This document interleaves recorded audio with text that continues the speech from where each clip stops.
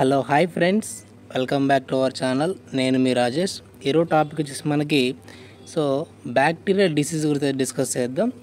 మనకి ఇక్కడ వివిధ రకాల బ్యాక్టీరియల్ డిసీజెస్ అవి ఎలా వస్తాయి ఏంటి అనేది మనకు ఎగ్జామ్ పాయింట్ ఆఫ్ వ్యూ అయితే అబ్జర్వ్ చేద్దాం ఒకసారి. ఇది మనకు ఎనీ కాంపిటేటివ్ ఎగ్జామ్ సంబంధించి మనకు ఈ బ్యాక్టీరియల్ డిసీజ్ అనేవి చాలా చాలా ఇంపార్టెంట్. ఒకసారి దీన్ని మనం జాగ్రత్తగా అయితే అబ్జర్వ్ చేద్దాం. ప్రతి ఒక్కరు కూడా ఛానల్ని సబ్స్క్రైబ్ చేయండి, అలాగే వీడియోని అయితే లైక్ చేయండి. ఫ్రెండ్స్, ఇక్కడ మనం వీడియోలోకి వచ్చినట్లయితే ప్రతి ఒక్కరు కూడా వీడియోని మొదట లైక్ చేయండి. ఇక్కడ మనం బ్యాక్టీరియల్ డిసీజెస్, ఓకేనా. బ్యాక్టీరియల్ డిసీజ్ అంటే ఏంటంటే బ్యాక్టీరియల్ ద్వారా మనకు వచ్చేటువంటి డిసీజ్ని మనం బ్యాక్టీరియల్ డిసీజ్గా చెప్పచ్చు అనమాట. ఇక్కడ బ్యాక్టీరియల్ డిసీజెస్ అలాగే types of bacterial diseases, okay.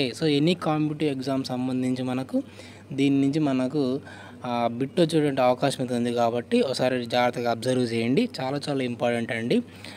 ఇక్కడ చూడండి, ఫస్ట్ ఒకసారి అబ్జర్వ్ చేసినట్లయితే ఇక్కడ మీకు చార్ట్ అయితే ఇవ్వడం జరిగింది. ఈ చార్ట్తో పాటు టేబుల్ కూడా ఇవ్వడం జరిగింది. అంటే డిసీజ్ యొక్క నేము, అలాగే దాని యొక్క ఏజెంట్, సైట్ ఆఫ్ ఇన్ఫెక్షన్ అంటే మన బాడీలో అది ఎక్కడ ఇన్ఫెక్ట్ చేస్తుంది, అలాగే దాని యొక్క సిమ్టమ్స్ ఎలా ఉన్నాయని ఇక్కడ మీకు క్లారిటీగా ఒక టేబుల్ అయితే ఇవ్వడం జరిగింది. ప్రతి కూడా మీకు 1 by 1 అయితే డిస్కస్ చేయడం జరుగుతుంది. ఇక్కడ ఫస్ట్ ఒకసారి అబ్జర్వ్ చేసినట్టయితే ఇక్కడ బ్యాక్టీరియల్ డిసీజెస్లో టెటానస్ అండి, ఓకేనా. దీని యొక్క కంప్లీట్ ఇన్ఫర్మేషన్ నేను టేబుల్ ఎక్స్ప్లెయిన్ చేస్తాను. జస్ట్ చూడండి, ఇక్కడ ఒక 11 డిసీజెస్, మెయిన్గా మనకు 11 డిసీజెస్ హ్యూమన్ బీయింగ్స్లో బ్యాక్టీరియల్ ద్వారా వచ్చేటువంటి డిసీజెస్ అనమాట ఇవి.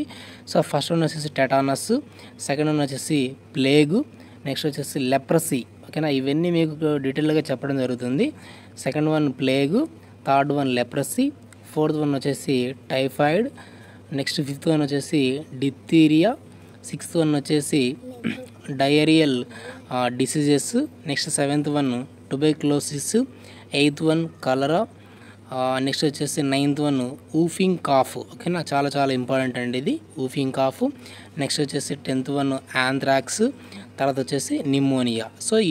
ఈ 11 కూడా మనకు మెయిన్గా హ్యూమన్ బీయింగ్స్లో బ్యాక్టీరియల్ ద్వారా వచ్చేటువంటి డిసీజెస్ అని చెప్పచ్చు అనమాట. చాలా చాలా ఇంపార్టెంట్ అండి. ప్రతి ఎగ్జామ్ మీకు స్టేట్ లెవెల్ కావచ్చు, సెంట్రల్ ఎగ్జామ్స్ కావచ్చు, ఎనీ ఎగ్జామ్స్, ఆర్ఆర్బి, అలాగే ఎస్ఎస్సి సంబంధించి, ఎంటీఎస్ కానీ, అలాగే ఏపీ కానిస్టేబుల్ ఎస్ఐకి సంబంధించి కానీ, టీఎస్ ఎస్ఐ కానిస్టేబుల్ సంబంధించి కానీ, ప్రతి ఎగ్జామ్లో మనకు దీని మీద బిట్ వచ్చేటువంటి అవకాశం 100కి 200% అయితే కనుక మనకు ఛాన్స్ అయితే ఉందన్నమాట. ప్రతి ఒక్కరు కూడా చాలా జాగ్రత్తగా అబ్జర్వ్ చేయండి. టోటల్గా మనకు 11 డిసీజెస్ మనకు చాలా చాలా ఇంపార్టెంట్ వన్ అనమాట. ఒకసారి ఇక్కడ మనం దీని యొక్క టేబుల్ ఫామ్లో ఒకసారి అబ్జర్వ్ చేసినట్లయితే ఇక్కడ చూడండి, ఒకసారి ఇక్కడ మీకు ఒక టేబుల్ అయితే ఇవ్వడం జరిగింది. ఈ టేబుల్లో మనము 1 by 1 డిస్కస్ చేద్దాం. ఇక్కడ చూడండి, ఇక్కడ టేబుల్ చూసినట్లయితే bacterial diseases in human beings, okay. Human బీయింగ్స్లో బ్యాక్టీరియల్ డిసీజెస్ ద్వారా వచ్చేటువంటి అంటే హ్యూమన్ బీయింగ్స్లో బ్యాక్టీరియా ద్వారా వచ్చేటువంటి డిసీజెస్ అనమాట. ఇవన్నీ 1 by 1 అయితే డిస్కస్ చేద్దాం. ఇక్కడ చూడండి ఒకసారి ఇక్కడ డీసెంటరీ, ఓకేనా. దీని యొక్క డిసీజ్ పేరు వచ్చేసి డీసెంటరీ. దీని యొక్క ఇంకొక నేమ్ వచ్చేసి ఇక్కడ మనకు సైజిల్లోసిస్, ఓకేనా. సైజిల్లోసిస్ అనేటువంటిది ఇక్కడ మనకు ఒక ఫస్ట్ డిసీజ్ అనమాట. ఇది దేనివల్ల వస్తుందంటే సైజిల్లా, ఓకేనా. సైజిల్లా స్పీసీస్ నుంచి అయితే వస్తుందన్నమాట. ఇది మనకు సైట్ ఆఫ్ ఇన్ఫెక్షన్ ఎక్కడ వస్తుందంటే ఇంటెస్టైన్లో, ఓకే. మన యొక్క పేగులలో ఇది మనకి ఈ డిసీజ్ అయితే వస్తుంది. ఇది one of the Shigella species bacteria ద్వారా మనకు ఇంటెస్టైన్లో కలిగేటువంటి డిసీజ్ అనమాట, ఓకేనా.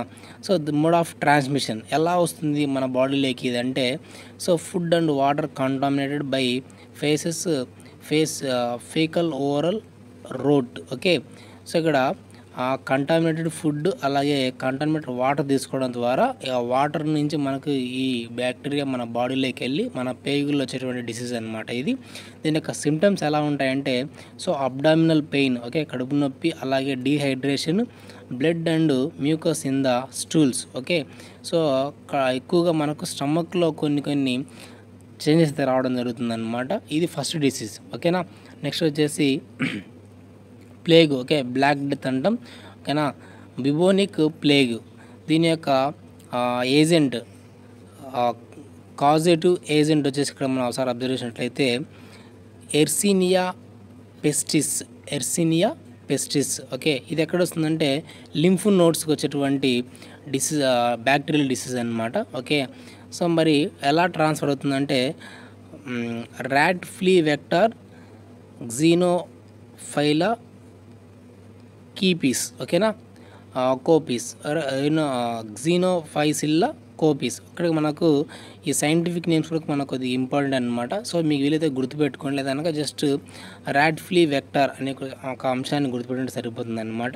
దీని ద్వారా మనకు సిమ్టమ్స్ ఏంటంటే so fever, headache and swollen lymph nodes. Okay, swollen lymph nodes. Next third one వచ్చేసి డిప్తీరియా ఓకేనా. సో డిప్తీరియా కూడా మనకు one of the bacterial disease అనమాట. మనకు మెయిన్గా ఇక్కడ క్వశ్చన్ ఎలా వస్తుందంటే సో కింది వాటిలో బ్యాక్టీరియల్ డిసీజ్ కానిది ఏది, లేదా బ్యాక్టీరియల్ డిసీజ్ ఏదో కనుక్కోండి ఇలా వస్తుందన్నమాట. మెయిన్గా మనకు డిసీజ్ పేరు, దాని యొక్క కాజేటివ్ ఏజెంట్ గుర్తుపెట్టుకుంటే సరిపోతుంది అనమాట. డిప్తీరియా అనమాట. ఓకే. సో ఇక్కడ డిప్తీరియా దేని ద్వారా, ఏ బ్యాక్టీరియా ద్వారా వస్తుందంటే కొరినోబాక్టీరియం డిప్తీరియే అనేటువంటి ఏజెంట్ ద్వారా అయితే వస్తుందన్నమాట. సైట్ ఆఫ్ ఇన్ఫెక్షన్ ఒకసారి అబ్జర్వేషన్ అయితే larynx, skin, nasal and genital passage ఓకేనా. ఈ ప్రదేశాల్లో మనకు ఈ డిప్తీరియా కొరినోబాక్టీరియం డిప్తీరియా అనేటువంటి బ్యాక్టీరియా మనకు ఎఫెక్ట్ అవుతుందన్నమాట. ఓకేనా. Mode of transmission so droplet infection.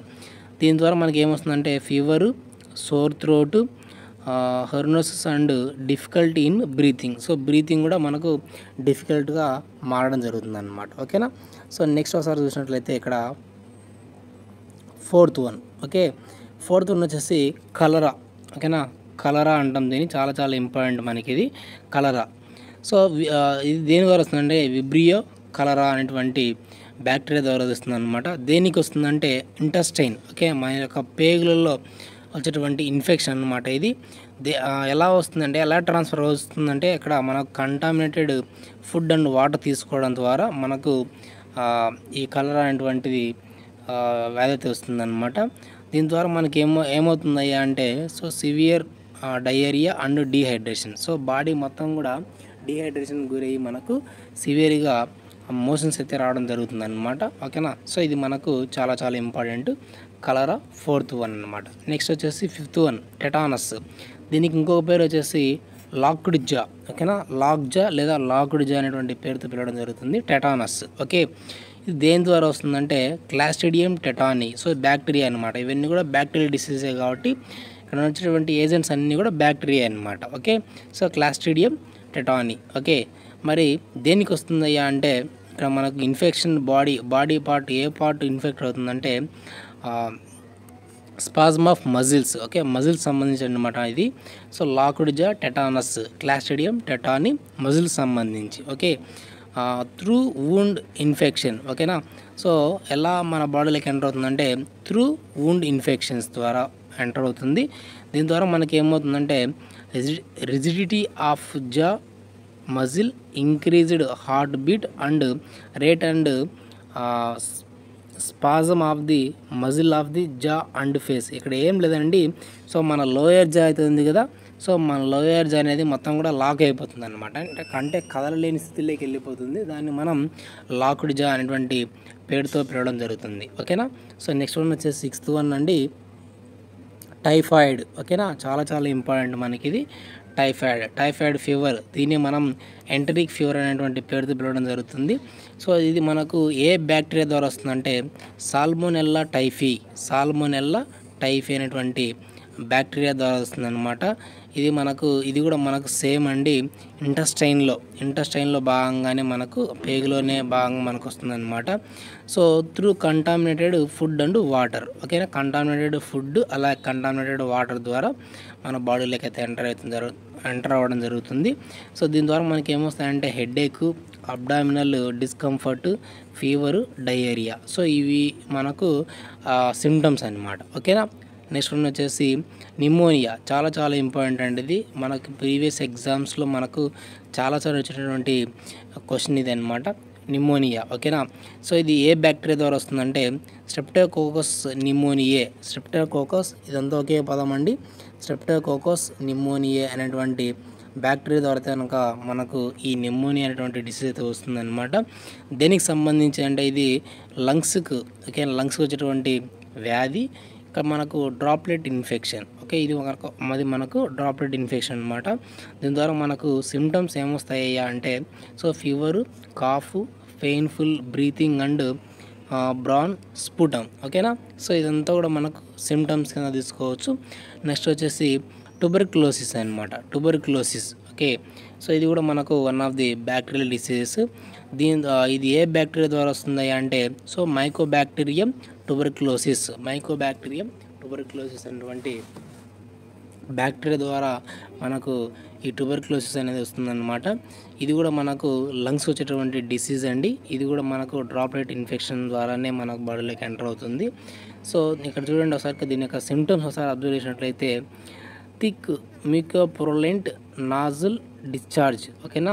So ఇది మనకు సిమ్టమ్స్గా చెప్పడం జరుగుతుంది. సో ఇవన్నీ కూడా మనకు చాలా చాలా ఇంపార్టెంట్. గతంలో చాలాసార్లు వీటి మీద అడిగినటువంటి బిట్స్ అన్నమాట. చాలా చాలా ఇంపార్టెంట్ అండి. Bacterial diseases in human beings. ఓకేనా. హ్యూమన్ బీయింగ్స్లో మనకు బ్యాక్టీరియల్ డిసీజెస్ ఏవి అన్నప్పుడు మనం ఇవన్నీ గుర్తుపెట్టుకోవాల్సి అయితే ఉంటుందన్నమాట. సో ఎగ్జామ్ పాయింట్ ఆఫ్ వ్యూలో మనకు క్వశ్చన్ అనేది ఎలాగే అని రావచ్చు. ఇప్పుడు కింది వాటిల్లో బ్యాక్టీరియల్ డిసీజ్ అయినది ఏది లేదా కానిది ఏది, సో ఏ బ్యాక్టీరియల్ వ్యాధి దేని ద్వారా వస్తుంది, ఏ జీవి ద్వారా వస్తుంది, ఆ పేరు కూడా మనం ఇక్కడ గుర్తుపెట్టుకోవాలి. సో పేపర్ కానీ టఫ్గా ఉంటే కనుక దాని యొక్క సిమ్టమ్స్ ఇచ్చి అది ఏ జబ్బుకు సంబంధించి అని కూడా అడగచ్చు అన్నమాట. చాలా చాలా ఇంపార్టెంట్. సో ఇలాంటి అప్డేట్స్ ఛానల్ని సబ్స్క్రైబ్ చేయండి. ఖచ్చితంగా డిస్క్రిప్షన్లో మన వాట్సాప్ గ్రూప్ లింక్ కూడా ఇవ్వడం జరుగుతుంది. ప్రతి ఒక్కరు కూడా జాయిన్ అవ్వండి. Thank you for watching.